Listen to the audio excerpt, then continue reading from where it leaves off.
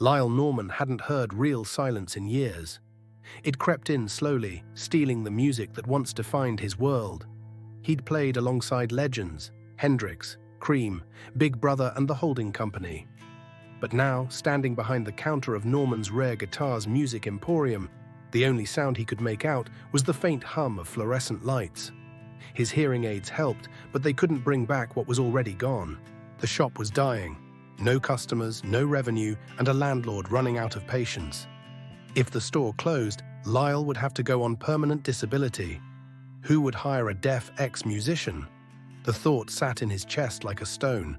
One afternoon, the bell above the door jangled, and two teenagers stumbled in. The taller one, Austin, had the swagger of someone who thought the world owed him something. The shorter kid, Thrax, trailed behind, eyes wide, scanning the vintage guitars on the walls like artifacts in a museum. Austin grabbed a cherry-red Stratocaster off the wall and hammered out a sloppy power chord that rattled the windows. Thrax laughed nervously. Lyle winced.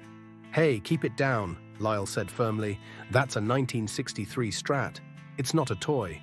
Austin smirked. "Okay, Grandpa, what would you know about playing?" Lyle's jaw tightened. "I've played with Hendrix. I toured with Cream." Austin snorted. "Yeah, right. And I'm best friends with Elvis." Lyle didn't argue.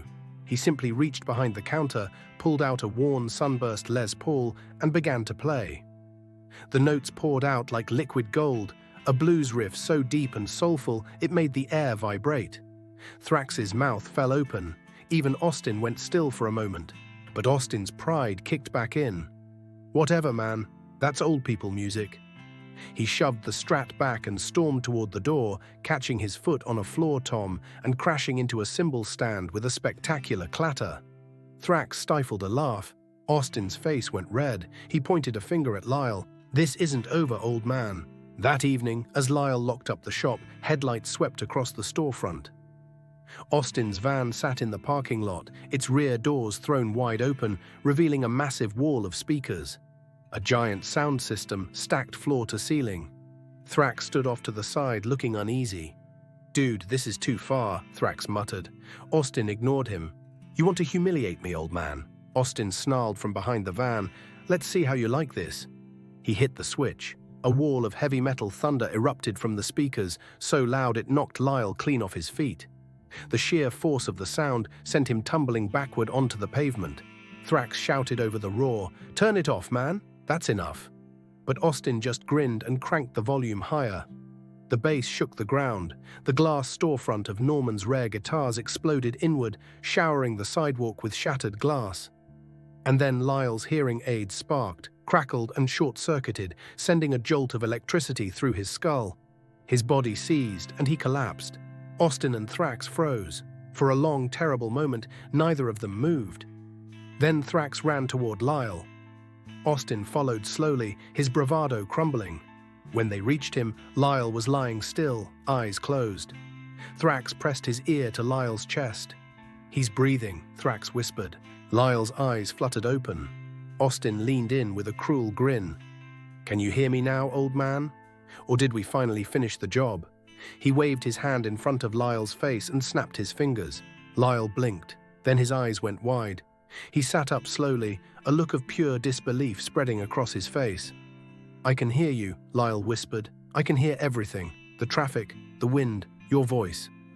He touched his ears where the hearing aids had been, now just scorched plastic on the ground. "I can hear." Austin's smirk vanished. "Wait, what?" Lyle stood up, tears streaming down his face, laughing and crying at the same time. He could hear the crunch of broken glass under his boots, the distant hum of a streetlight, a dog barking 3 blocks away.